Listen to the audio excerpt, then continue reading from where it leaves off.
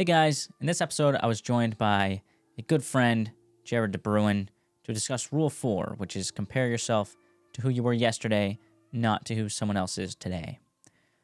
In this episode, we discuss man versus man comparison, why women seem to be so mean to each other, if it's healthy to be competitive with your friends, why jealousy can actually be a good thing, how belief in God can affect your ego, and much, much more. So stick by, grab some popcorn, and enjoy the rest of the episode. All right, guys. Here with Jared, my friend Jared, to discuss Rule 4 of the 12 Rules for Life. This rule is compare yourself to who you were yesterday, not who someone else is today. Would you like to introduce yourself real quick, Jared? Well, hello, everyone. As Joey said, my name is Jared. Met Joey back in high school through a mutual friend, Derek. He was just on the podcast. Yep, Derek was on the podcast, but, me and Joey have been very close ever since. And yeah, I'm happy to be here. Thanks for having me. No problem. It'll be a lot of fun. I hope. I hope. So, you texted me earlier. We were talking about this a little bit. A little bit. And you said that you compare yourself to me. Yeah. And I actually think that's a healthy thing. Absolutely. But why do you compare yourself to me? Well, first off, I don't do it in a competitive way, or at least I don't try to. Sure, I like to. I'm not saying we're not competitive between each other, because we are, but more so because I go to school and work, and you don't go to school and you work. We still have similar hobbies and whatnot, but at the same time, I feel like we live very different lives. So I just like to compare myself to you, because I think we think very similarly, and it's just we're both into God, and I just like seeing how everyone has a different path to get where they need to be honest with you. That is true.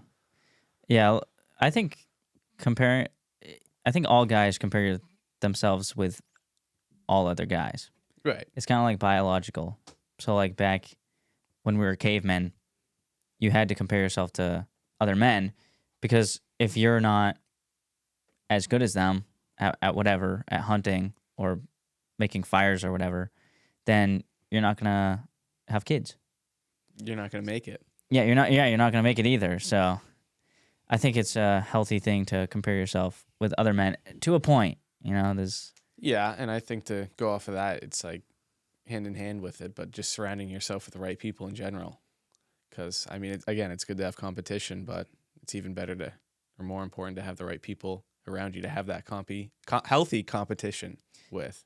Yeah, I've heard, I can't remember who came up with this originally, but I know Jordan Peterson talks about you want your partner, when you find your wife, you want him to be like a beneficial adversary. Absolutely. So you want to be kind of competitive against each other, but it's also competitive with each other. So you're when you compare yourself to me, I'm sure it's like, oh, I want to be better than him, but not not because you want me to do bad, but because you want both of us to do well. 100%. It's not like something I'm keeping score on either. Yeah. It's just that healthy competition, because I think we know we can push each other, and we both want each other to have the most success and whatnot. Yeah, so. And that's important when picking friends, which we kind of talked about in the last podcast with Derek. That's what you want with friends. You don't want friends that you can just.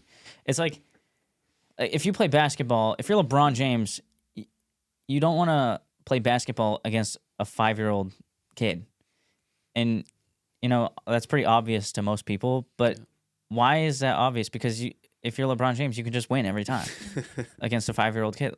Why wouldn't you want to play if you can just win every time? But you want to go against someone who's probably a little bit better than you, or a little bit worse, or the same, because then you're actually becoming better. If you're playing a 5-year-old kid, you're just, I don't know, he can't do anything, right? Absolutely. And I think for the most part, failure does teach you a lot. You learn a lot from failure. So I think in comparing myself to you, if you are better at something in some way, I think that's good for me, because that's self accountability, and kind of realizing okay, here's something I can improve upon. Yeah, and in the realm of like social media and nowadays how this you have so much access to information and so much access to people who are way better than you and way more successful than you at things, like you can learn from them too and from their mistakes. And I did hear another point recently, which I think is very true. People don't learn the right mistakes from their failures. So a lot of people, when it comes to responsibility, if they succeed, people tend to really bag on security onto them. I mean, responsibility onto themselves, because they say, "Oh yes, like I worked hard, I put in the work. That's why I got here." But if they fail, a lot of times they push the responsibility off of them and they say, "Okay, well it was because whatever, someone else did this to me, or the system like doesn't work." You know what I'm saying? Absolutely. So guy on guy competition, it's healthy in just because it pushes all the guys to do better. When do you think the point is where it becomes an unhealthy thing? When it gets to the point where in any way your relationship is altered, whether it's levels of trust or like it becomes more about the competition. Oh, I'm better. Like, I think that's the line for the most part. When it comes to friends? Yeah. What about when it comes to like people online? I don't know. I mean, I try not to really interact with other people online. But like celebrities, more like. Well, I guess I try to learn if they've had some hardships, how they got through it, and right and wrong ways to go about things. Because I think, especially in a world that's so evil right now, it's important to realize that there's still a right and wrong thing to do. And even if you're in a bad situation, there's still a best play to be made. So. Yeah, that's really true. A lot of people will just, if they're in a bad situation, they'll just kind of shut down and blame the world. But excuse train coming on. You don't get anywhere. Even if the world is at fault, like you're not going to get anywhere just hiding and blaming. You need to do something. I think that's very true. You gotta like comparing yourself with celebrities online, or not even just celebrities, like A-list celebrities, but like people who have a following. Obviously, they got that following somehow, so likely they did something positive to get that. But a lot of people do a lot of negative things to become popular. Like to get, you know what I'm saying? Oh, absolutely. So you kind of have to be careful with like looking up to people online. Yeah. Because a lot of the people who are successful sell their souls. Yeah, you're right. They sell their souls, and a lot of the time, like OnlyFans girls, you know what I'm saying? Oh my gosh. What do you think about OnlyFans? I mean, I don't agree with it. You're just selling your body, pretty much, just for a quick profit. But what are you gonna tell your daughter 5 years down the line? Or whatnot? Hey, mommy, what did you do for work? Or like, what are you doing for work?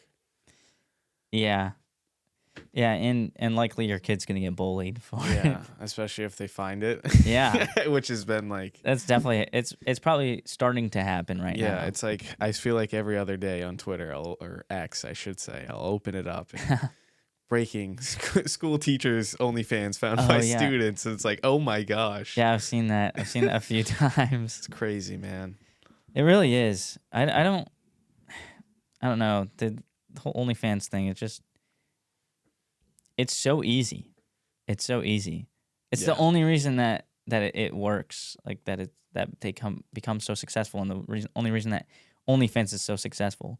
Because if you think about it, most people probably think of OnlyFans girls as like prostitutes. Yeah, same category.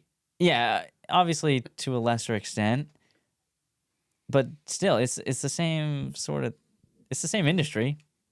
Yeah, absolutely. And it's just the fact that you can make so much money on it is insane. I actually heard this thing today. Like, it was an article, and this girl wrote it, and she was talking about an AI chatbot where this girl on TikTok or Instagram or something, She has like a ton of followers.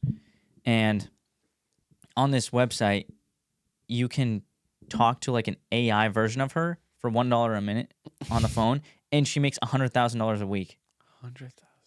And she doesn't even do anything. It's just an AI like chatbot that people can talk to her, an AI version of her. I don't know. And the girl that was writing the article was like, dude, how am I supposed to compete with that? Like, you can't, because that AI bot will tell you exactly what you want to hear. They'll make you feel good. They'll laugh at your joke, like all that stuff. You know what I'm saying? I want to know how they like set that up. Like, how do you? I don't know. How do you program an AI to be like mock a human? That's AI's getting smart. yeah. I mean, hey, it's helping me get through school. I can't lie, but Maybe don't say that online, but all right. I don't care. So how's school going for you? I mean, working what I consider to be a serious full-time, well, not a full-time job, but like a serious job, a career job. Balancing that with being a full-time student definitely has its challenges. At times, I definitely feel a little overwhelmed, but honestly, overall, I'm very content with what I'm doing, as frustrating as school can be, because I'm personally just doing what I think is best for myself. So I think there's something to be said for that. So just trying to make the most out of the situation, even though at times I don't really enjoy it. You said you get overwhelmed Yes. sometimes. So what would you have to do? What would have to happen for you not to be overwhelmed? So I guess I put a lot of I set the expectations pretty high for myself at work. So if I have a bad day at work, that I'm usually not too thrilled about that. And just with school, I'm sure you know how it gets with high school and whatnot. At times when there's just times where it's just a lot. You just get a big workload, a couple exams coming up, and you kind of react to the situation, but it always turns out to be all right. So so it's not really like you have too much to do, but there's like too much on your mind. Yeah, definitely in a way, absolutely.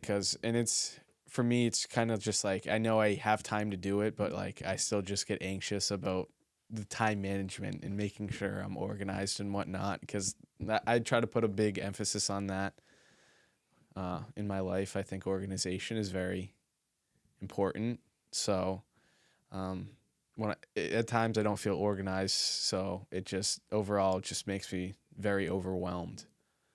Would you change anything about your routine right now? The easy way out would be working less. So I want to say I want to work less, but at the same time, not really, because I think it's good for me. Yeah, I do. That's kind of the point that I was getting at. Like, I get that being overwhelmed kind of in your mind is more than being overwhelmed like you have too much to do. Yeah. So if you felt like you had too much to do, I think that's a little different. But I think like being overwhelmed in your mind isn't that bad, especially because you're working. Like, when I asked if you'd rather be doing something else, obviously you'd rather like want to work less. But in 5 years from now, I bet your answer would be like, no, make that kid work. Like make me 5 years ago, make him go to school and make him work. I couldn't. So I don't think you'd change anything. Right. That's 5 years from now. No, and I wouldn't, and I think that's why I'm also doing what I'm doing right now. Yeah. It's like there's a little bit of method to the madness. Yeah, and that's a good way to look at it too, because it kind of gives you like you're doing the right thing right now, even if it is overwhelming. So it kind of can bring you some peace. Not only that, I like to think that mentally we're at a different place than a lot of kids our age. I know we have different values. So for me, I look at it as I need to put the work in now so I can enjoy myself later, rather than enjoying myself now when I haven't put shit in for work. Yeah, it's kind of like choose your hard. Like you have to, life is either going to be hard right now or it's going to be hard later. Right. You can eat healthy, work out now, and that's hard. Or in 5 years, you can be fat, out of shape, and that's hard too. Living like that is pretty hard. So You're always one decision away from a completely different lifestyle. That's very true. That's a good quote. Do you know where that's from? I think I heard it in your boy Chris's podcast. Chris Williamson, by the way, guys. He's a genius. I think so. He's like a young Jordan Peterson. He is full of quotes. Yeah, I see. Full of quotes. I see a bunch of his clips on Instagram. Yeah, I have been just binging him, and every so often now, when I'm talking to someone, I just throw out a quote, and I'm like, where did that come from? But it came from his podcast. Yeah, and then you just sound really smart. Yeah. What was it? You're one decision away. Yeah, from changing your life. Yeah, you're always one decision away from a completely different life. Yep. Take that to heart. Well, bringing it back to comparison. I think girl on girl versus girl, like the competition, comparison. In my opinion, I think it's a lot more brutal than guy on guy, like guys versus guys. Yeah. Do you agree, and why? I do agree. I think it's just kind of the nature of the beast in a way. I feel like women just like I don't even know. Like, are just kind of connected to each other like in different ways than men are. If that makes any sense. Like women are? Yeah. Like, yeah, I can see that. Men just think more logically and women just think more emotionally. Yeah, that's so, like, true. I think that just affects how the relationship they have with one another, with women compared to men. There was a study. I heard this from Chris Williamson. Okay. There was a study. Shout out Chris. And yeah, for real. And they took a test of somehow they judged the love or the sympathy that they felt for one another. And they did this with a girls basketball team and a guys basketball team. And the guys actually had more love for the guys on the other team than the girls had for the girls on their own team. So they're more competitive against like their own team than the guys are against the other guys. And that kind of like I knew girls were competitive with each other, but they're brutal. Like they are brutal with each other. Yeah. They'll talk each other down, they'll talk behind their back. Guys, like what do we do when we don't like a guy? We kind of just don't talk to them. Yeah, right? that's the worst part. Is a woman will be like, I've seen it before, and I'm sure you have too. You'll be talking to a girl, oh, I don't like her, blah blah blah. The next thing you know, she'll walk through the door. Oh my god! But so like that's frustrating. And I think comparing that to men, like, I guess like when we have issues, I just like to straight up confront whoever I have the issue with. Yeah, we've done that. I'm not going to name names, but we've done that in our friend group. You know what I mean? So I think we should put an emphasis to do it face to face because it's just more respectful. But for the most part, I think men in general, and like we kind of just let it be known that there's an issue and we want to talk about it. Either that or we just don't talk. Like if you don't want to be friends, the reason we did that is because we wanted to be friends, right? Still, and so we wanted to fix it. And because obviously, like, if there's a problem, the last thing you want to do is just ignore it. It's just going to get worse. Yeah, and I mean, at times I feel like there's some stuff that I guess some problems can be kind of ignored. But again, as I said earlier, I feel like a lot of it with men is like it only really creates problems when some dynamic of that relationship is changed from it. That's true. So whenever that happens with men, I think they're like, for the most part, if you're with a healthy friend group, they're like, okay, that's the line, like. And that's actually kind of, we didn't bring that explicitly up in the last one, but we said that a good friend is someone you can tell good and bad news to, and they're not going to try and one-up you. Right. Because, like, we can be competitive, but I promise you, if I got a girlfriend, you'd be very happy for me. It's not, you wouldn't, like, tell me something that you thought would, like, one-up that. Because you actually care about me. Right. Like if you weren't my friend, then you just like try and be like, okay, don't care. But you're a good friend, so you'd be happy for me. Right. And we've had those conversations, and if anything, it's more like, oh, I can't wait for a double date. Yeah, I know. Like, right? oh, you're going to get a girlfriend first. Like, come on. Yeah. So It's like that meme where I see a lot of memes, Joey. a group of 3 guys are together. One of them's leaving, and the 2 guys are like, "Oh, I hate you.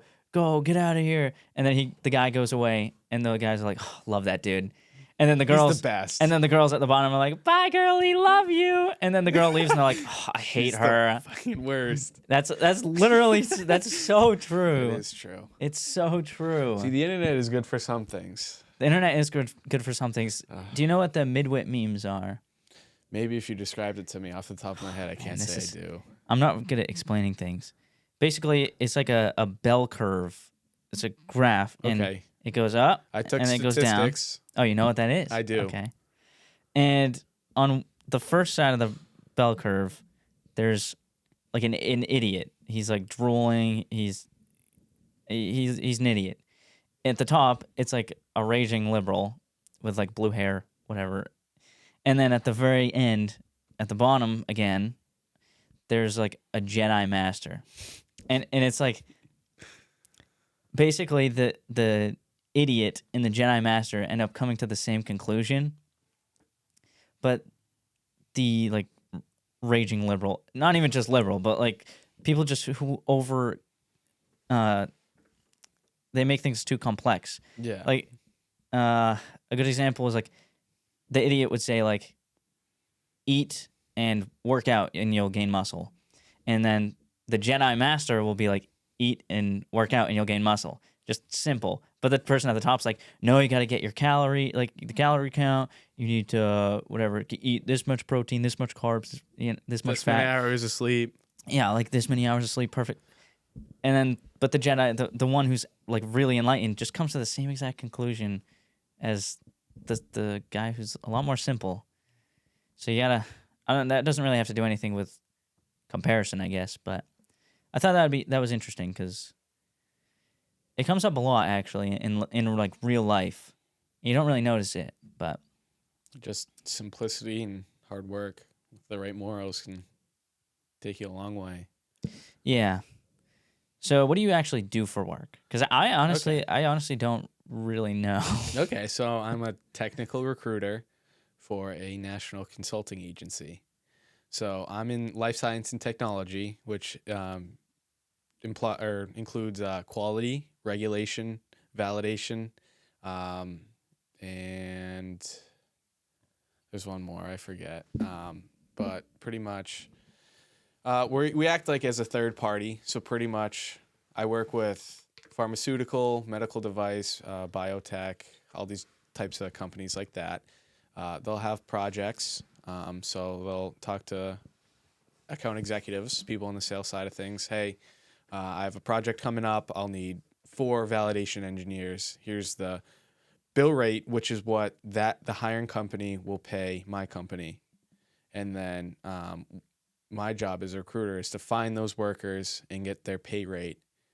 And then the bill rate minus the pay rate, if my candidate gets chosen, is what I make commission off of.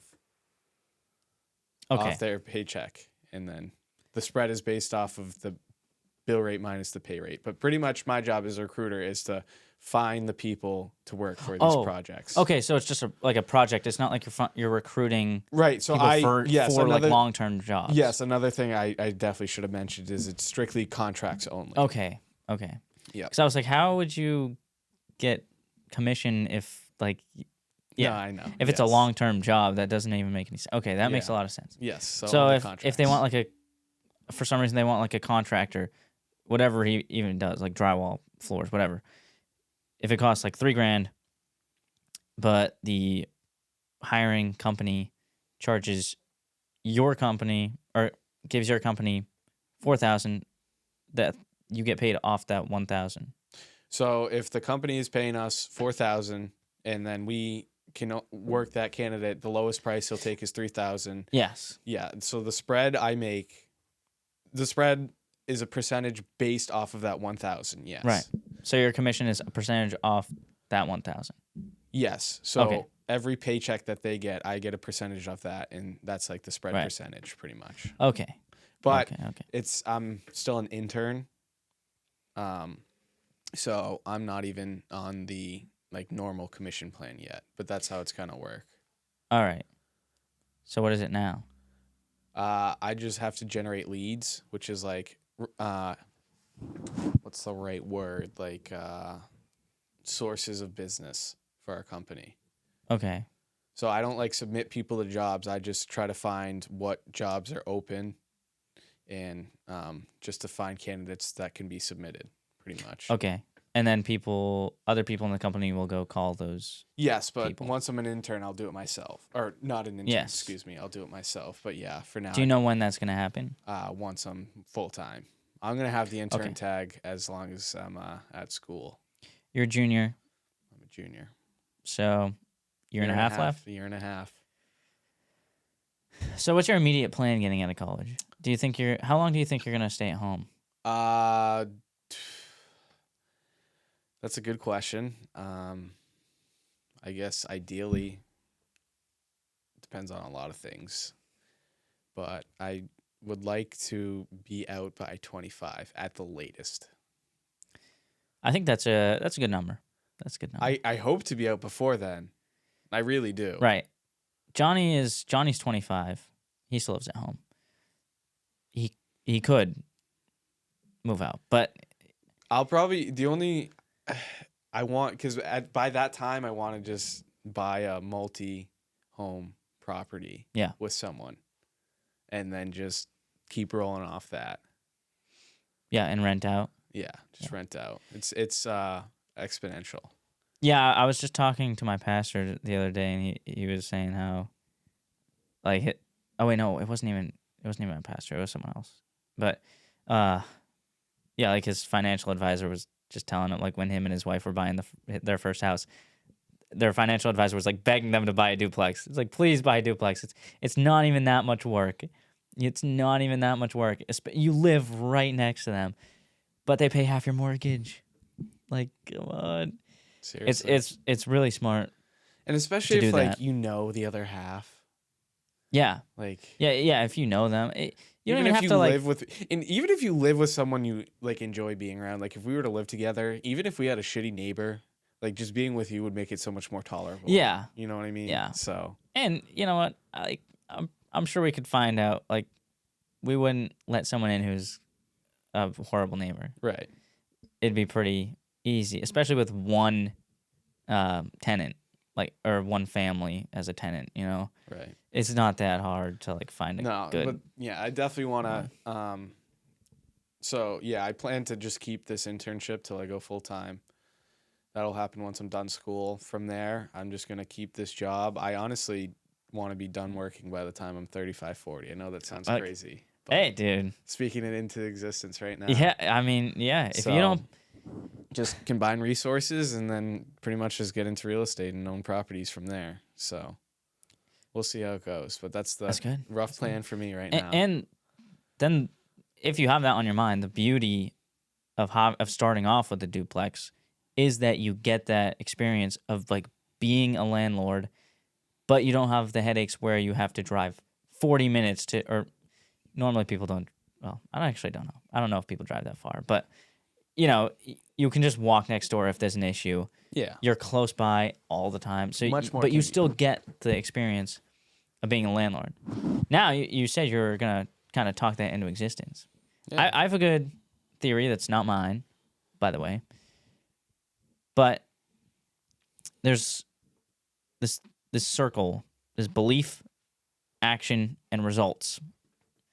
And if you believe that you're going to do something and do it well, then natural instinct for you is to work well at it, work hard at it. And if you work well and work hard at it, your results will likely be positive. And then your positive results will encourage your belief, so you'll have even more belief, and it's a circle. So you keep improving, keep believing in yourself more. But if off the rip you don't believe you're going to get anywhere with this project or whatever goal you have, likely your action's going to be kind of weak because you're like, oh, I'm going to fail anyway, so I'm not going to try my best. And then because you didn't try your best, you get like horrible results. And then you get horrible results and you're like, oh, well, I knew it was going to happen anyway. So your belief even goes farther in the tank. I completely agree with what you're saying, and I think for me it's important to I just highlight that like I'm not even just putting all my trust in myself. It's more so in God, to be Yeah. honest with you. So it's just like a lot of people are always lost. They're worried. They're anxious. I don't know what I'm gonna do. I don't know like what my life will be. And nor do I, to be honest with you. We never do. But I mean, if you put your trust in God, He's gotten me to this point, and I'm gonna continue to work hard and try to be the best person I can. So putting my trust in Him and in myself, I'm just not worried about it. I know that if I continue to do what I'm doing, I'll be in a good position regardless. So, Yeah. A lot of people have a different framework. Like they don't have God in their mind or in their lives at all. biggest disadvantage for anyone. It is. It is. It puts your focus off of like something greater and just puts it on you. And if you don't have that, like if you don't have God, all the responsibility, everything just gets piled onto you. And then what's the purpose? What's the purpose if there's no God, or if there's no God of nothing? You know what I mean? To have a good time. Yeah, which a lot of people live by, but it's funny because in the end they don't really have a good time. I mean, in their last moments, who are they crying out to when they are just trying to have a good time?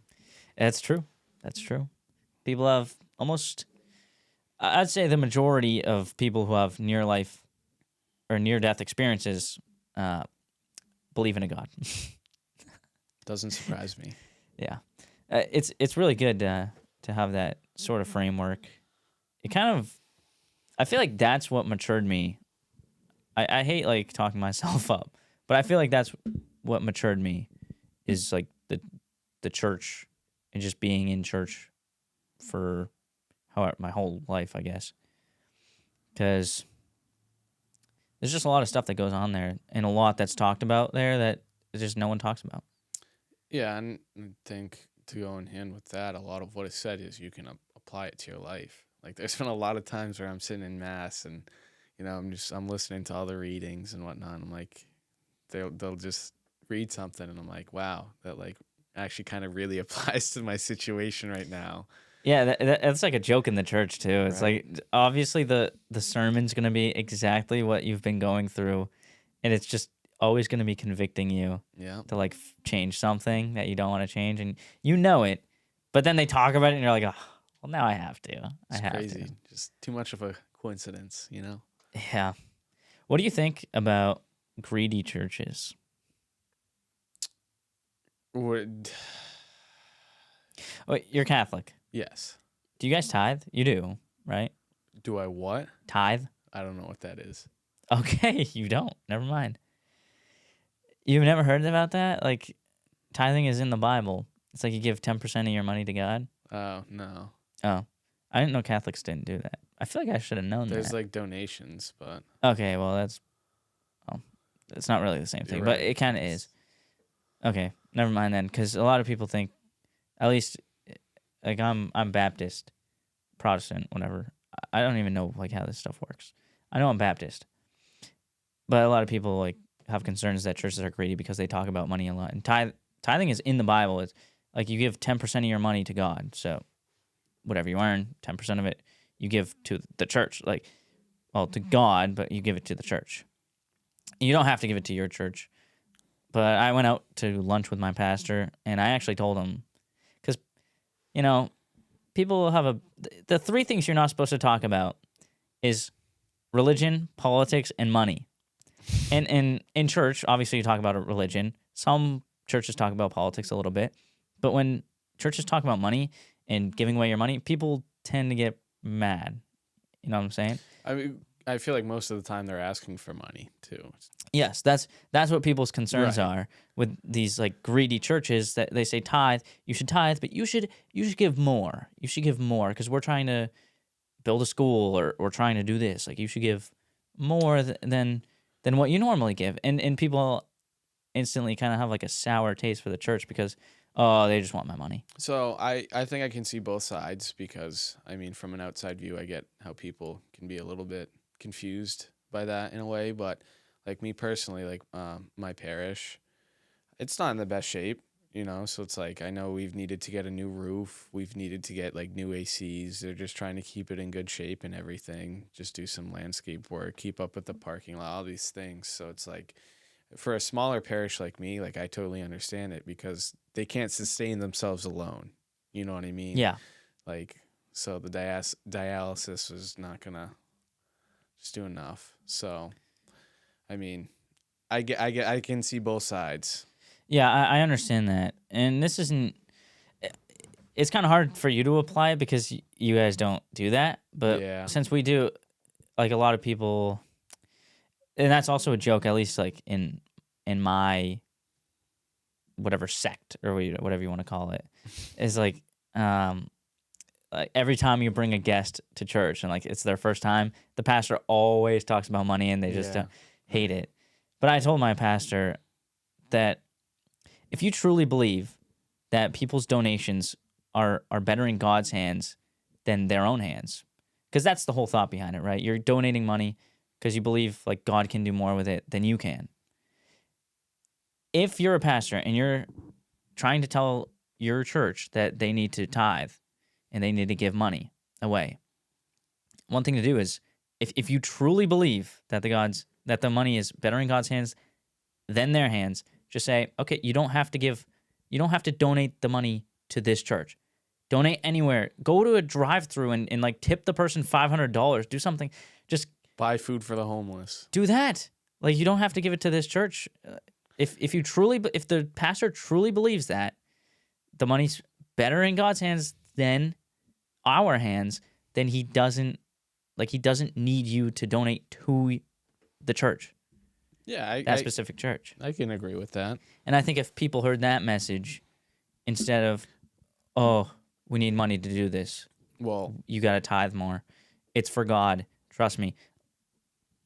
Yes, like churches do need money to sustain themselves, but that just tends to push people away, I think. I think, well, another one of the things that we were talking about earlier is a lot of people don't give God a chance, not a true chance, and I think a lot of that has to do with their egos. Yeah, you wanted to talk about that? Sure, we can talk about that, but pretty much my thought process is a lot of the people who don't believe in God, I think a lot of it has to do with their ego. I mean, you and I still struggle with ego problems, whether we think we do, whether we admit we do or not. You know, it's one of those things that I think everyone battles with. So, again, just me personally, I think like a lot of people are like, oh, I'm a good person. Like, I've done enough, you know, but which just couldn't be further from the truth. Because none of us are good. No, not in the eyes of God. Yeah. You know, so it's like if God doesn't know you, if God hasn't understand, you know, your situation and seen you struggle and see you try to improve, I mean, in the eyes of God, you're not a good person. So I just think a lot of it ties into ego, and not to mention we're just in a world where they don't want the gospel to be spread. So yeah, the world is like so overstimulated and so like busy. Everyone's so busy and everyone's so like in touch with they're both in touch and out of touch of what's going on. So they're just too focused on doing this and all this stuff that they don't think like past that. yeah, and I mean the stuff that they do pay attention to. I mean everything on the media, or not. I shouldn't say everything, but a lot of what we see on the media isn't even true anymore. It's not true, or it's negative. Like everything's negative because that's what gets clicks. So People are just too entranced with like everything going on in their lives that they don't think past that ever. And I think that's also why you see people who are so stressed out, so anxious, so eager and open to finding way to just, you know, silence their demons, or at least try to. Yeah, have you heard that the study that teenagers nowadays have the same stress levels as insane asylums? Psych wards. Do you know if that's true? I mean, I think It wouldn't surprise me, but I don't know if it's completely true, so I don't want to say it. I feel like that's very hard to like be true. There definitely is some truth and relevance to it, but I mean, I think a lot of, the trans stuff is mental like disease though. So those are the type of peoples that would probably be in insane asylums back in the 60s, no? Oh yeah, So that's what it was. It's pretty much always been right. viewed as that until 10 years ago. Less than So that. I mean, if in terms of that, it can definitely be accurate, which is Yeah. scary. Yeah, my cousin's cousin, I think she just graduated last year, but High school or college? high school. Okay. But she said in her high school they had litter boxes for people. For people. I've seen a couple of furries at UML, and I'm always just so tempted to run up and just rip that tail off and then just sprint away. Let the intrusive thoughts win. That's awesome. Don't let UML see this podcast, dude. Yeah. You're gonna get expelled. Liberal schools, man. What school is not liberal? Well, I'm at a state school in Massachusetts, so Yeah. I can't expect much else, but it's also 10 minutes from my house, which is pretty cool. So, yeah. What are your goals for the next year? I'm just going to extend it to a year and a half just Okay. cuz Yeah, that's fine. because for the most part right now it's just continuing to learn as much as I can at work and to just get through school. I don't want to wish time away, but I kind of hate to say it. I just don't entirely enjoy school and my schedule right now, so I just kind of want to get through it in a way, but I'm also not trying to wish time away. So I'm just get through school, get that diploma, and just continue to get better at work and learn as much as I can so I can make more money. It's always the goal. Do you compare yourself to our other friends too? Yeah. I mean, similar situation. It's just like I want to hold myself accountable. So it's like, what are my friends doing better that, I think I should do better? Yeah.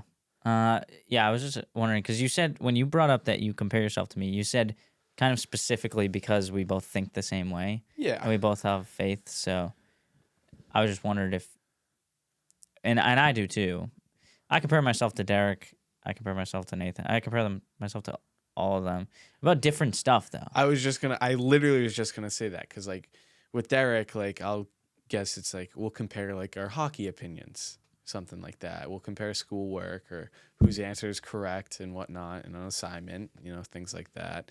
And then even for someone like Math, like, I don't know, I can compare myself to like video games because he's good at every game that we play. You know what I mean? So I definitely understand what you mean by like it's different things. But again, for the most part, for me, I never try to do it to keep score or anything. It's just to hold myself accountable to see how I can improve myself. Yeah, it's a good way to look at it, like holding yourself accountable. It's not like you're trying to Not always beat him. perfect either. I'm not saying that. Yeah.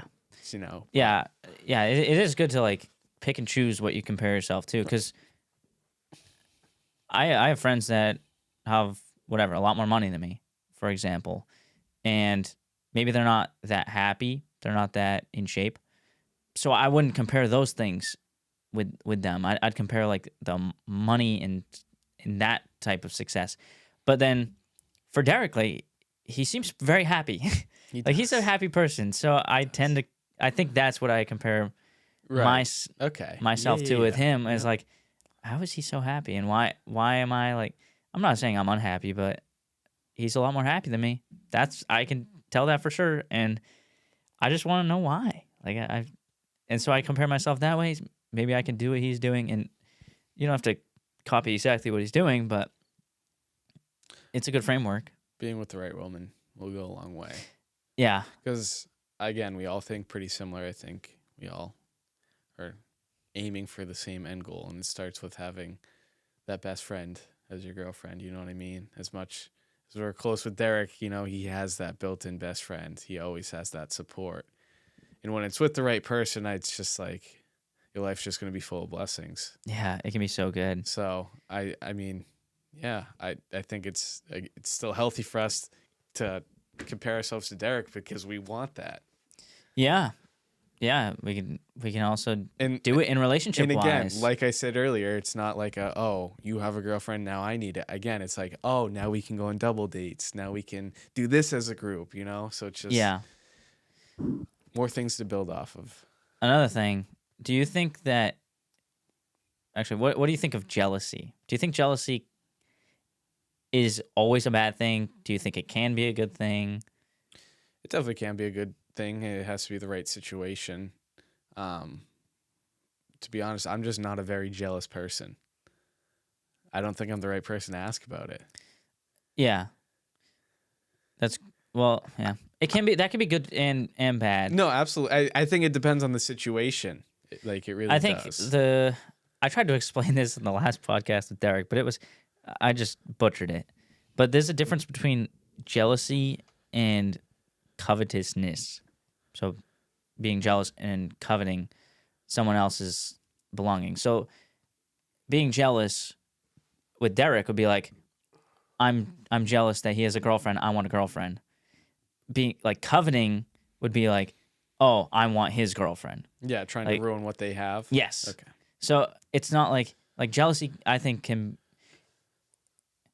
it can be a positive thing because it can really push you to like figure out what this person has that you don't and how to get that. And coveting is always bad. I don't see any way that could be a positive thing. For your relationship with, like my relationship with Derek in that situation, that's bad. And for myself, it's just kind of poisoning me because I'm just setting expectations that's just not going to happen. I think the culture that we've built within our friend group that like it's not even seen as jealousy. No one feels jealousy. No one sees jealousy, which is good. It's like, I understand what you're saying, and I do think it's good in situations. But again, I think for us, it's more about self-accountability than it is about jealousy. Yeah, because, well, yeah, that can be named jealousy, though. I don't know. Yeah, yes, you're right. With our friend group, I just don't feel like that's jealousy. Yeah, it might not be because there's no bad examples. Looks bad though. Yeah, that's true. That's true. Our friend group just doesn't have the bad examples of jealousy, so I don't even view it as jealousy. That's true. You know what I mean? So, yeah, I'm not like disregarding anything you're saying. Yeah, well, you're right. It's pretty cool that our friend group kind of got to that situation, and we've always been like that, but we never have talked about any of that stuff or anything really. I feel like one-on-one, if I had a one-on-one conversation with anyone in our friend group, it could get pretty deep and we could talk about stuff. But when we're all together, our conversations are pretty shallow, to be fair. And I think that's with most people, that's good. But even though I haven't had many one-on-one conversations, like I have with Derek and I have with you, other people maybe, like Eric and Nathan, maybe I've had one or two, but even though we haven't like had those one-on-one deep conversations, we still have that sort of thing, like we do compare ourselves with each other. I think that's just innate in men. Yeah, I feel like that's just like how we're wired. And that's why we see that's why guys' friends are always so similar to them. I think that's why, because like that basketball example, it's like I can compete with you and you're not just way above my level. Because why would I want to be friends with you if you're way above my level? I'm just gonna be sad. There's a about respect my situation there between the two guys. Yeah. At the end of the day. There's a big difference. Like guys want respect. That's what we want. Yeah. And that's like how males are kind of wired. I feel like wanted and like respected. Yeah, like they don't even care about love as much as they care about respect. For the most part, yeah. Yeah. Kind of depends on the situation. Maybe. Again, I think with a significant other, they care about love more. But honestly, like between men and other competition, yes, they just more than anything, they do want to feel respected. And I think we have this like this thing where when we meet another man, we kind of instantly like gauge how much respect we have for them immediately. Yeah, it's again male instinct. You just right away, oh, am I bigger than him? Like, is he a threat? Yes. Like, yes. What type of vibe is he bringing to the table? You know. You know what's funny is on that too. I think guys Guys and girls have that. But guys are more like, ooh, yeah, he might be a threat. So I kind of respect him. I want that guy on my team. Yes. Girls, she's a threat. They want to be top dog. I want to beat her. Yeah. I want her. She's my enemy. Guys, that's so true. Guys are like, oh, he's bigger than me. He's way better than me. What can I learn from that? I mean, there's definitely some outliers that like. Oh yeah. There's outliers on both sides. Yes, absolutely. On both sides. Take everything with a grain of salt. But Yeah, I'm not just. we're not that horrible. I'm not just raking on women. Women are great too. Women can make your life so much better. Hey, they have a role that men will never ever be able to feel or provide. So. Yeah, there's we need women. Another study. Married men tend to live 4 years longer than unmarried men. Kind of surprised it's only 4 years. There are some bad marriages, though. Yeah. Like, I hate saying, like women can cause a lot of stress, but guys can also. So I'm just clarifying that. But like in a marriage, the women can cause a lot of stress for you.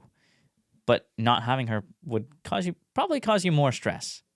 And well, maybe not stress in the same way, but loneliness, which increases your cortisol levels, and it's stress. It's stress. Yeah. What are the morals of the story for this podcast? Morals of the story. Don't be afraid to be the outlier. The hard path and the path, that takes a lot more effort is usually the one that's much more beneficial and worth it in the end. And I think there's something to be said, and you should be proud of yourself for doing the things that aren't always the easiest thing to do and being different than everyone else. Another Chris Williamson quote. Don't know if it's originally from him. Don't do what most people do, because most people don't have the life that you want. Right. And so I'm just saying, if it's okay to be living that lifestyle, I think we can both say that, sure, at times it's lonely, at times it's challenging, but it's going to be the most rewarding and, the most just beneficial path that we can take. Again, putting your trust in God, there's just not much to be worried about. There's always just something to be said for hard work. And it's funny how those who work hard always get really lucky in life, So right. Just put your nose to the grindstone and just get through it, man. And I agree with all that. What advice would you give someone who doesn't believe in God? It doesn't even have to be about God. Like, it doesn't have to be about that at all. Like, what advice would you give someone who might not have that backbone? What do you mean? Like how to think larger than themselves, maybe. Man, that's a good one. I think that's tough because a lot of the time you can't change someone, or people won't change unless they genuinely want to do that themselves. So, I don't really know how you would do that, but I guess you could just try to. Me personally, I would just try to show the good of God, and just try to explain the ways that it's helped me and benefited me throughout my life. Yeah. And in my opinion, if I'm wrong about all this and there's no God, what did I lose?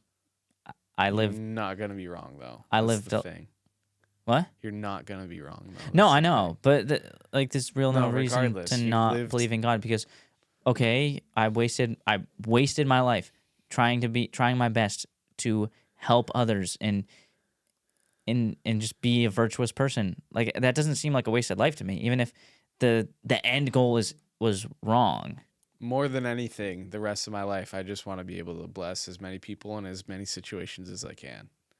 And living, like, going off what you said, it's pretty much the same thing. But living my life with good intentions and doing what I always think is the right thing, again, there's something to be said for that. So that's never, ever a life wasted. Yeah. Well, this was great. It was great. It flew by. It flew by. It does honestly. flow. It's like this. It's crazy whenever you're in a situation where it's like just a good talk, good vibes, and the time just seems to fly by. Yeah, a lot of podcasts don't fly by, so when it does, it's good. Yeah, there was a lot to it. That's I good. think we covered a lot of things. Not so much about comparison. Yeah. I mean, we definitely had it in there At the but- beginning and the end, but not in the middle for sure. No, that's all right though. That's okay. Thanks for coming on. Yeah, Hopefully, thank you for at some having me. point, we'll have you back on. Yeah, I'd love to come back. We got to get some merch going. Oh man, I'll wear it around campus. Some nice advertising. that's true. And Use my marketing skills to help you promote better, this. you better. I am going to dial in with this podcast now. I'm dialed in. Well, I'm going to try my best to at least get an episode out every 2 weeks. I'm sorry that I've been lacking. if you need a co-host, I'm sorry to myself. Sorry. Aww. Not yet. But I've been lacking. It's been like once a month that I've been uploading podcasts, but I have started to upload 5 to 10 minute short clips of whatever subject that we're talking about. So if you guys actually are more interested in those, feel free to watch those if you don't want to watch these full ones. Obviously, I'd like you to watch both, but you don't have to. But that's all. I'm just letting you know that I'm going to be dialed in now, and I'm really going to be trying to like make this a good podcast. Because I think I have like 130 subscribers right now, around there. yeah, you're And getting a couple hundred views. and it's all checking it out. exponential. Everything's on YouTube and social media in general is all exponential. So I need to dial in. Maybe I'll try and commit myself to the next 6 months. At least get a podcast out every 2 weeks. No matter how hard it takes. And that's it. So, yeah, thanks for watching. Thanks for being on. And we'll see you guys in less than 2 weeks. Thank you, Joey. No problem. See you later. God bless.